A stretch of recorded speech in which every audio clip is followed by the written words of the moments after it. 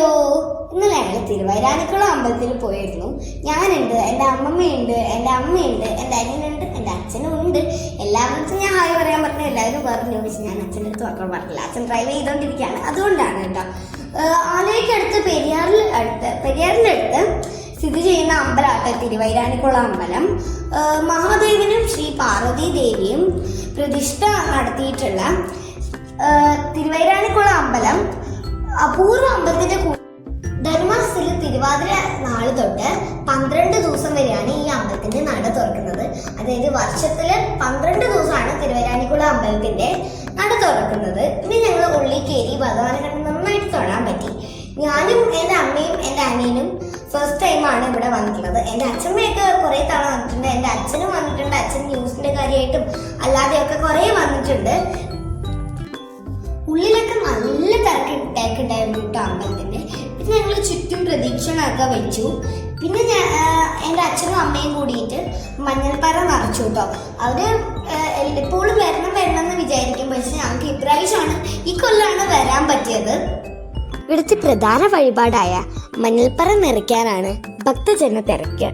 ദൈവദർശനം കഴിഞ്ഞിറങ്ങുന്ന ഭക്തർ ആദ്യം എത്തുന്നത് മഞ്ഞൾപ്പറ നിറയ്ക്കാനാണ്. മഞ്ഞൾപ്പറ കൂടാതെ ഇവിടെ മലർപ്പറ, നെൽപ്പറ, അരിപ്പറയും ഞങ്ങൾക്ക് വഴിപാടായി നിറയ്ക്കാം. മഞ്ഞൾപ്പറ നിറച്ചതിന് ശേഷം ഞങ്ങൾക്ക് ദേവി പ്രസാദമായിട്ട് കിട്ടുന്നത് മഞ്ഞളാണ്. അപ്പം എൻ്റെ അച്ഛനും അമ്മയ്ക്കും ഓരോ മഞ്ഞൾ കിട്ടി. ഞങ്ങൾ പറയൊക്കെ നിറച്ചതിന് ശേഷം ഞങ്ങൾ പുറത്തോട്ട് ഇറങ്ങിയപ്പോൾ സമയം രാത്രി ആയിട്ടുണ്ടായിരുന്നു. അപ്പം എൻ്റെ അനിയൻ്റെ വക കുറച്ച് ഓർഡേഴ്സൊക്കെ ഉണ്ടായിരുന്നു. വരുന്ന വഴിക്ക് ഓരോ സ്ഥലത്തും നിന്നിട്ട് എനിക്കത് വേണം ഇത് വേണം എന്നൊക്കെ പറഞ്ഞിട്ടുണ്ടായിരുന്നു. അമ്പലം വരെ എത്തിച്ചത് പോകുമ്പോൾ വാങ്ങിച്ചിടാന്ന് പറഞ്ഞിട്ടാണ്. അതുപോലെ അവിടെ കുറേ സാധനങ്ങളൊക്കെ ഉണ്ടായിരുന്നു.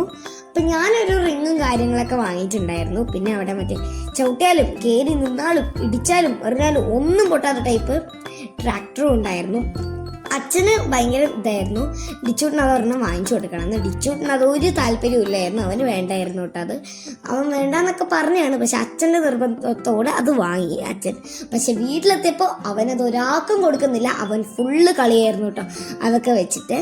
പിന്നെ ഞങ്ങൾ ഐസ്ക്രീമൊക്കെ വാങ്ങി കഴിച്ചു. ഐസ്ക്രീമൊക്കെ അടിപൊളിയായിരുന്നു. ഞങ്ങൾ എല്ലാവരും ഐസ്ക്രീം, ഞാൻ കോണും അങ്ങനെ ഐസ് ബാറും എല്ലാം വാങ്ങി.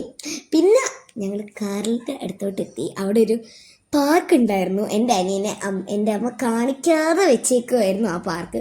കാരണം സമയം രാത്രിയായി, അവനെ കാണിക്കണ്ടെന്നൊക്കെ പറഞ്ഞ് വെച്ചേക്കുമായിരുന്നു. ഞാൻ അറിഞ്ഞാൽ കുഴപ്പമില്ല, ഞാൻ അറിഞ്ഞിരുന്നു, അച്ഛൻ പറഞ്ഞായിരുന്നു.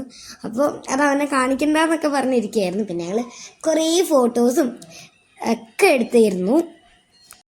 ജനുവരി 23 നടയടക്കും കേട്ടോ. അപ്പോൾ അടുത്തൊരു വിശേഷമായിട്ട് കാണാം. അതുവരെയ്ക്കും എല്ലാവർക്കും ബൈ.